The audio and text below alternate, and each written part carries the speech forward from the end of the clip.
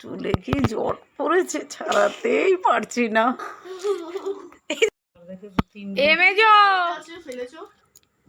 হ্যাঁ বর্দি, আসো, আমি ঘরে চুল আঁচড়াচ্ছি। বর্দি দেখো তো, আমার ছেলে পড়তে গেছে নাকি। বাহ, মেজোর নতুন ঘরটা তো ভালো হয়েছে। কি রে, কি করছিস?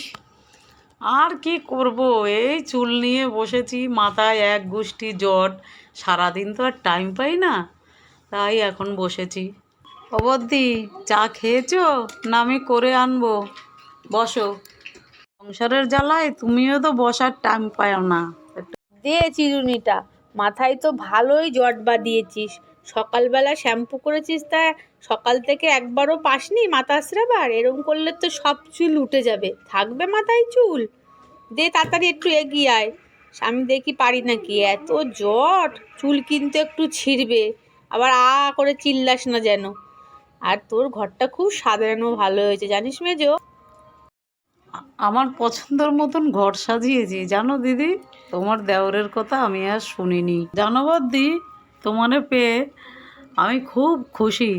কেন, আমার মনে হয় আমার তো কেউ নেই, ভাই বোনও নেই, তুমি এখানে এসে তোমাকেই আমার সব মনে হয়।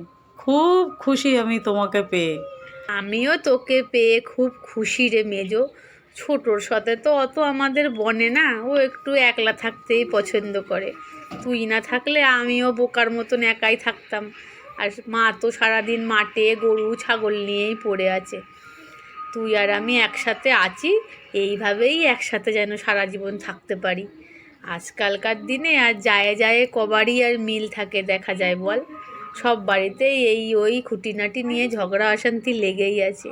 তবে আজকাল যুগে যে তোর মতন একটা আমি যা পেয়েছি, এইতে আমিও অনেক ভাগ্যবান। আমরা এতেই খুশি। তোর আমার এইভাবেই দিন চলে গেলে হবে, বল মেজো?